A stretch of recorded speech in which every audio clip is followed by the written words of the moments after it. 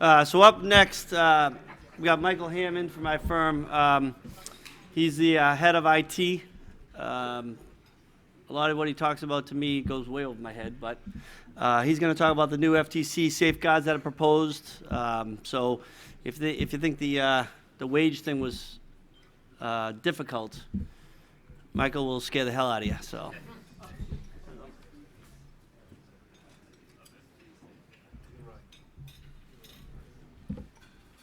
Thank you. So in keeping with tradition of scaring you for every one of these presentations so far, I see a lot of familiar faces, but some people that I don't know. So like Kevin said, my name is Michael Hammond. I run the IT Audit and Security practice of O'Connor and Drew. So branded wise, we call it OCD Tech, but we are still part of the firm. 7 years now within the firm, supporting dealerships, heavily regulated entities, defense contractors with their IT audit and cybersecurity type of work. We're not CPAs that are also do IT. We are pure IT people. And now in the last 7 years, we've got 25 people dedicated to this side of the practice. Which just speaks to the unbelievable amount of growth in this space. So what I want to do is talk about these FTC Safeguard Rules. So how many people are familiar with the FTC Safeguard Rules as they stand today? All right, so both of you. Okay, so here's the problem. As hard as these rules are in place now, these new proposals that are coming out, or potentially could come out, could, and we've talked about this with other people, could end up crippling existing dealerships. Smaller dealerships might not be able to survive if they needed to be fully compliant with these rules. Okay.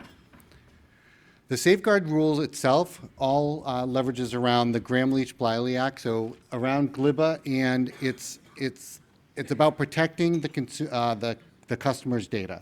So do you have enough security controls in place, both from the IT perspective and from the paper side? Do you have enough controls in place to make sure that if your customers are entrusting you with their financial information, that you've done everything that you can do to protect that information? The rules come out in 2003, and the good thing was back then the rules were broad enough that there was the ability for dealerships to figure out how to implement these rules. And so if you were a 50 dealership group, you're going to need a lot more controls in place than a single rooftop dealership. You might have less data, you might have less means of access to that data, less people who have access to that data, so that you had the ability to be able to right size your control environment for the type of data that you stored. Now what's happening is in these new proposed rules, they're now dictating what you need to do in order to comply with the rules. Whereas previously it might be broad and say that you need to have an information security program, now it's going to say not only do you have to have an information security program, you have to have an information security officer, you have to have specific controls in place to make sure that this program is in place. The proposed rules came out in about March or April of this year. There was a long comment period, an extended comment period. The comment period is now closed. There were about 55 different organizations and companies that responded during the comment period. And as expected, the comments ranged from IT security companies, vendors that make hardware and software that can help fill a need in this, and they would come in. So Cisco Systems, for example, commented that we very much appreciate this new type of rule. This is going to make better security for everyone. And by the way, here's our latest product that will help you meet this need. Then there were other then there were other organizations like NADA that also commented. And NADA had commented and said, like, look, everyone is for increased security, increasing the privacy, keeping the data private of our customers. But we think that the way it was before worked. And it gave you the leverage, it gave you the ability that a smaller dealership that didn't need to protect as much had the ability to use less, not I want to say less controls, but have the ability to have a smaller control presence versus a much bigger dealership. And that's going to go away potentially if these new rules do get implemented. There's 14 sets of new rules, and so I'm not going to go through every one of these. I'll highlight the very specific ones, but in these rules, the very first one here, requiring a designated employee to be your Chief Information Security Officer. This rule here states it can actually be an employee or you could outsource this function, but this is probably going to be one of the biggest changes potentially in your environment. This can't be, it's very specific, this can't be the parts manager who used to work at Best Buy, right, and knows a little bit about security. It can't be the person who works in accounting who's really good at Microsoft Excel, right? It can't be that person. This has to be a person that's designated, trained, and responsible for information security within your dealership. The second here, adding the requirement to perform risk assessments. Hopefully, everyone who's in Massachusetts already does these risk assessments as part of your annual WISP program, as part of MA 201. But now this needs to be expanded more. Not only is the WISP is not only about employees and your customers' information, this is also specific to how it affects GLIBA and the data controls, or the controls that you have in place around data of your customers' information. If you're doing financing for them, these GLIBA rules are basically saying at some point you're almost considered a bank. You now have to do these same types of rules, these same types of controls. And GLIBA is no joke for banks. We have a very large financial services firm that we work for now. We have 20 of us on and off that support just one part of their GLIBA function, their GLIBA compliance function. The fourth one on here, requiring customer information to be encrypted both at data and at rest.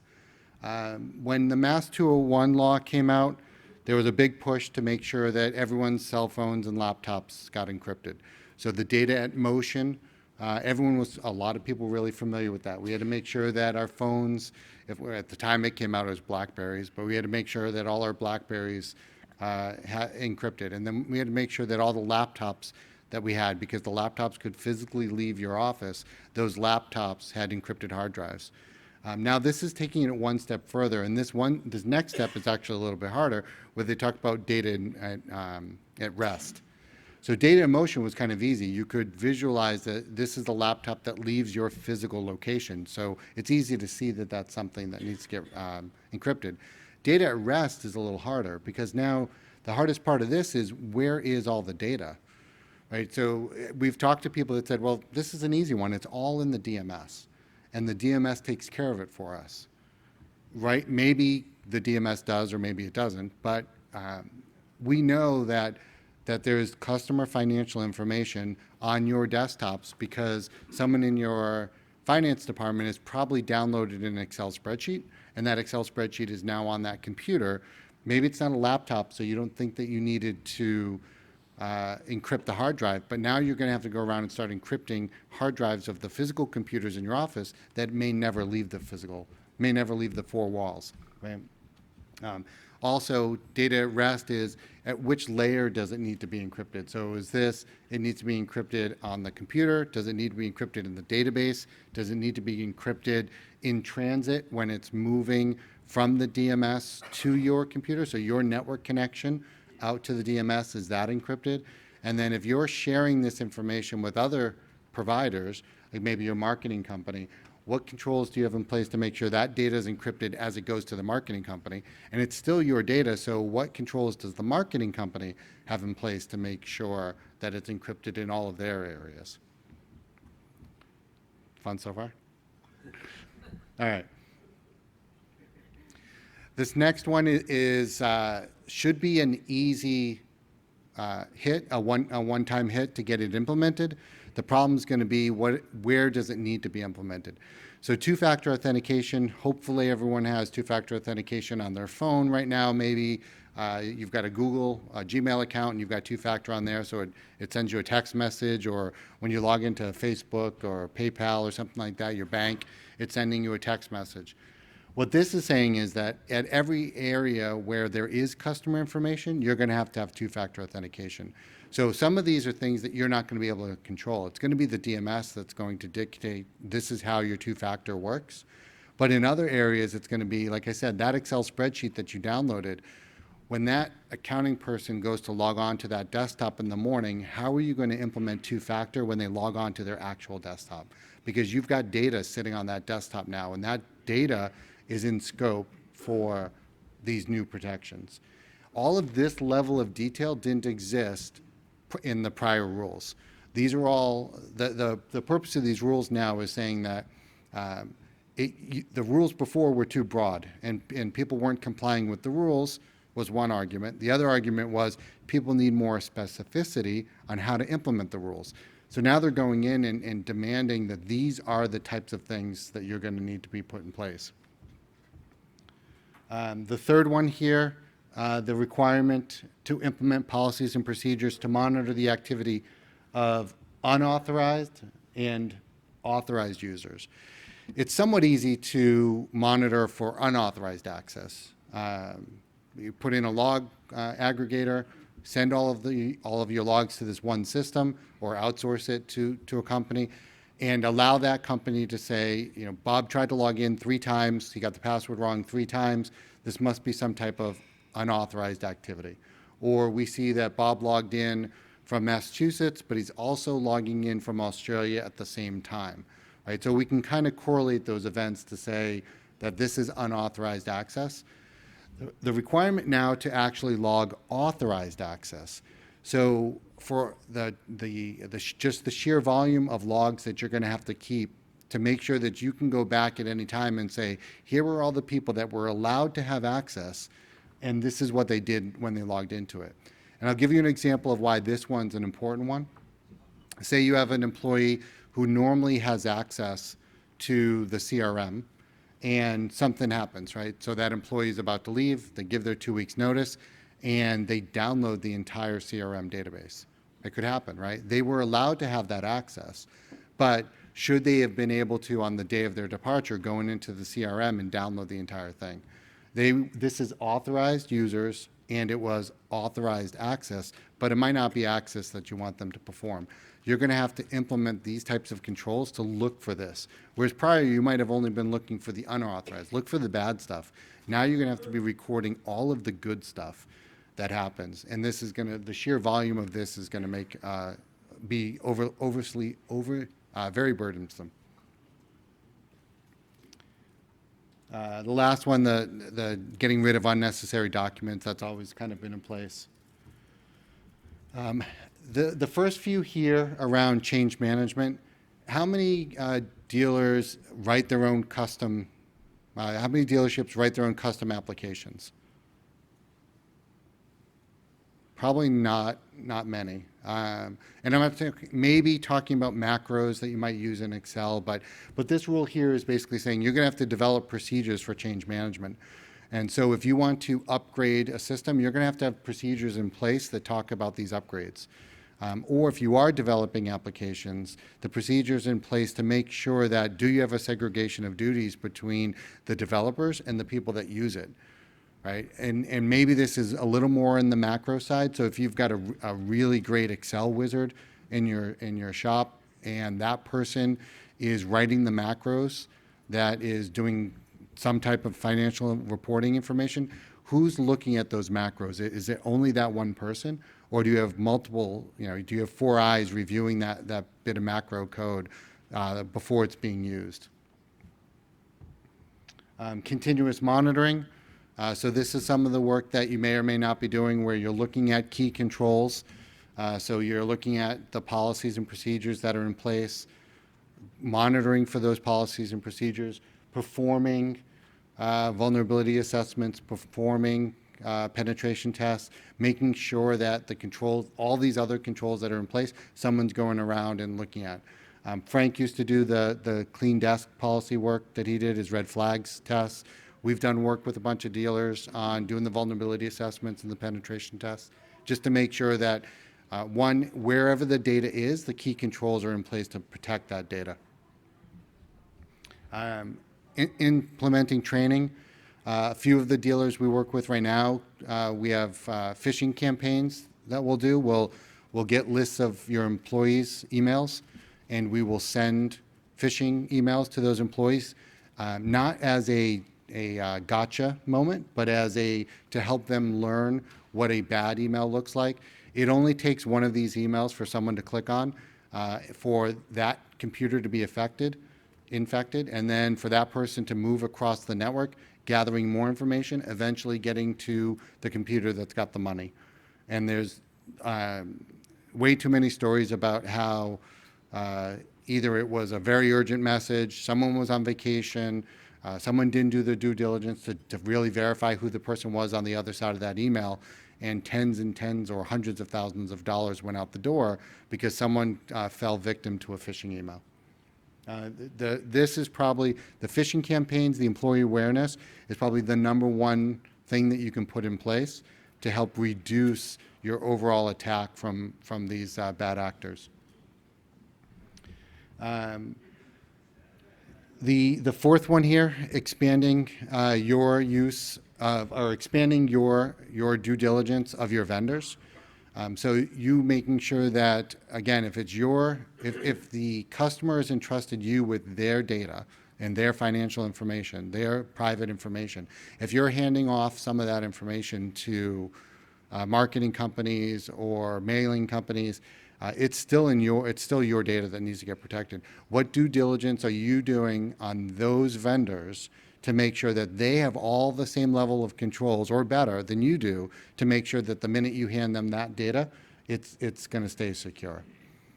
This is probably one of the areas, this third-party vendor risk management, this is a new, I would say this is a fledgling area where there are vendors that are starting to come up where it's a clearinghouse for third-party vendor risk management. So very similar to a CPA firm that can issue a SOC report. And so we can go into one of those vendors and say, yep, we've looked at their controls. The service that they're providing would meets, they'll be able to keep it private. They'll be able to make sure that there's security controls in place so that when you talk to one of these third-party vendors, one of the first things you can ask them is, do they have a SOC 2 report? Right? Do they have that report that proves that they've got good security controls in place? Incident response plans. So do you already know the phone number of the people that you're going to call when you do get breached?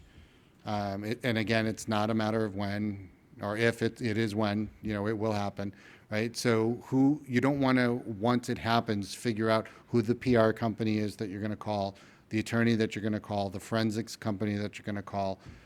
Maybe you need to call your insurance company. All of those people, do you have that documented? Is that list already readily available? And then lastly, it's that first person you hired in day one is responsible for all 14 of these programs. They are responsible to then report back to the owners of the company on the status of the overall program itself.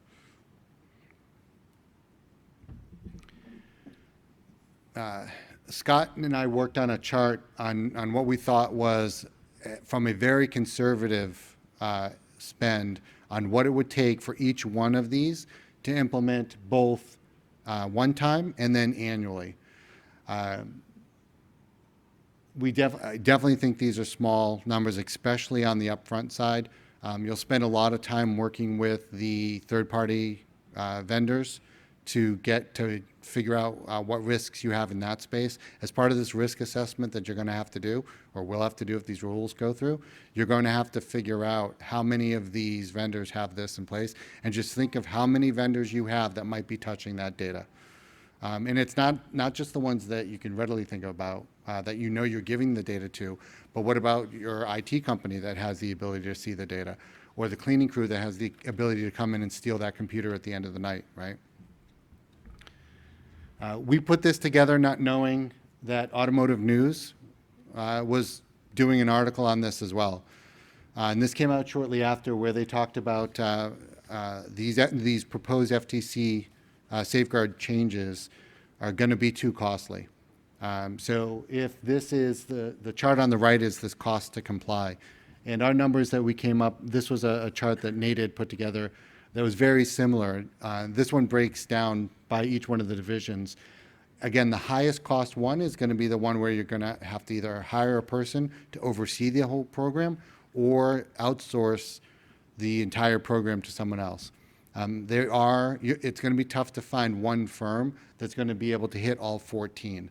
And you may not want one firm to hit all 14. The one where it's monitoring for logging and activity, you might have one firm that's looking at the logs, but you don't want that firm that's looking at the logs to also be the ones that are implementing the security. I heard a great thing saying you can't have a self-licking ice cream cone, right? So you can't have the same firm that's monitoring for suspicious activity be the ones that potentially could be doing the suspicious activity. Some of these aren't going to apply. Like I said, adopting secure development, if you're not doing it, cross that one off the list. But I definitely think that these are probably on the low side initially of what this is going to cost to implement.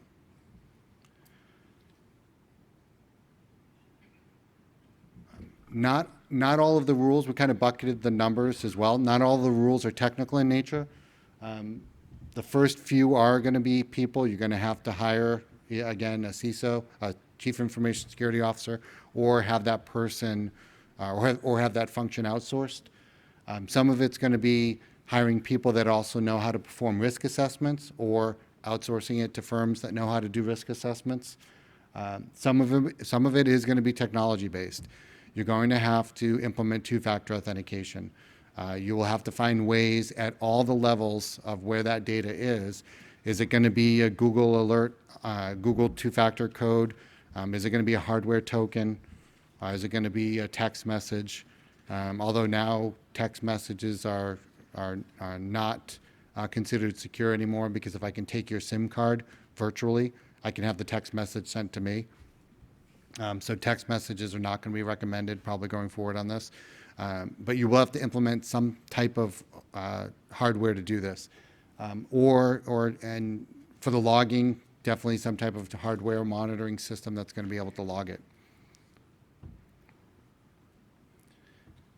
The cost breakdown within there, so the CISO by far is going to be the most expensive. They were saying $60,000.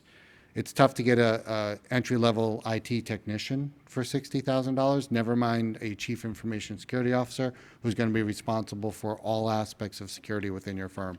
So I think that number is that NADA had put out was very, very small, way under budget on what was needed. The next biggest one is going to be the monitoring. And so again, the reason I said this is you're going to have to figure out where all the data is, how you get logs off of those systems, and just the sheer volume of both the unauthorized and the authorized activity, and sending those logs to someone that can then correlate them. It's not going to be enough to actually just send the logs and do nothing with it and say, I've got a log monitoring tool. Every time someone logs into the DMS, we record it. That's not going to be good enough. What you will have to do, you'll be required to do, is start to do something with those logs. Are you looking at them to say, these are the employees and these were all the people that logged in. These were the employees that have left the company and they're still logging in, right? Because if it's a DMS, maybe they can access that from the cloud from somewhere else. So the minute they leave, are they still able to access the systems after they've been terminated? I put some of the references when we get the slides going on this. The first reference here, this is the request. This is the request for proposed changes. That's the link to the actual Federal Register for that. The second one is the link in Auto News where they talked about what NADA was doing to help try to speak on the dealer's behalf about just how onerous this is going to be. Our site for what we have up on there about MSADA and about data security itself. And then some of the work that we have on meeting the requirements of some of these. So as bad as that is, I have one more thing for you all. So we took the registration lists for everyone that was here, and we scanned the dark web for your company's names and any compromised IDs and passwords based on your company, not your personal accounts, but these were employee accounts. So Mike Leiden in the back has them.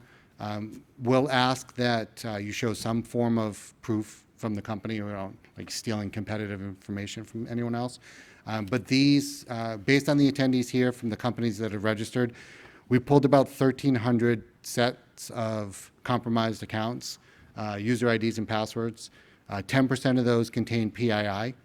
Definitely go ahead and grab, if you're interested, grab the information from Mike. The accounts, these would be breaches from other systems, so breaches from companies like LinkedIn and other companies that have been breached where the accounts have been published online. The problem is people are really, really horrible at changing their passwords. So if the password on LinkedIn is still the same password as the one that your employees are using to access their email from the web or anything like that, what people would do is they would take those passwords and then try them against you. So what we want to do is make a sample of what's out there and what you can see. But like I said, grab Mike. He's got a folder for hopefully every one of you, and if not, we can make it available as well. So it's not even Halloween. Look at that. Any questions? No? Thanks.